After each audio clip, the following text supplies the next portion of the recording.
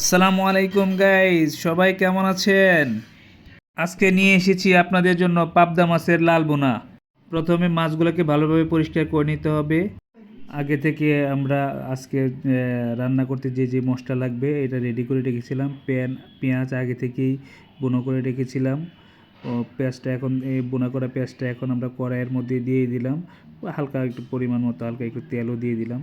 আর আমরা মশলাটাকে অল্প একটু পানির মধ্যে দিয়ে মিক্সড করে নিলাম। এতে কী হবে, মশলাটা ভালোভাবে মিক্সিং হবে, খাবারের টেস্টটা ভালো হবে।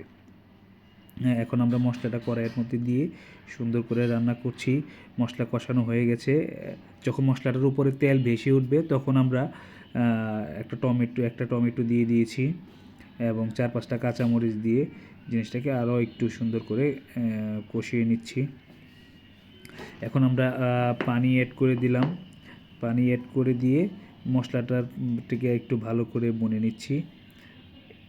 টেস্টটা একটু বাড়ানোর জন্যে আমরা অল্প একটু সুগার দিয়ে দিলাম।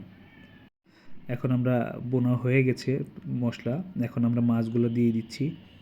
আস্তে আস্তে সুন্দর করে আমরা মশলাটার মধ্যে এমনভাবে মাছগুলো দিতে হবে যেন একটার উপরে আর একটা মাছ না উঠে থাকে, যেন সবগুলা মাছ কড়াইয়ের মধ্যে থাকে এবং মশলাটার মধ্যে থাকে এবং প্রত্যেকটা মাছ যেন ঠিকমতো হিট পায়। আমাদের এখন মোটামুটি মাছ কষা হয়ে গেছে। এখন আমরা অল্প পরিমাণ পানি অ্যাড করে দিলাম। আমার রান্নাটার কিন্তু এটা অনেক লালই হয়েছে আমাদের লাল বোনা লালই হয়েছে।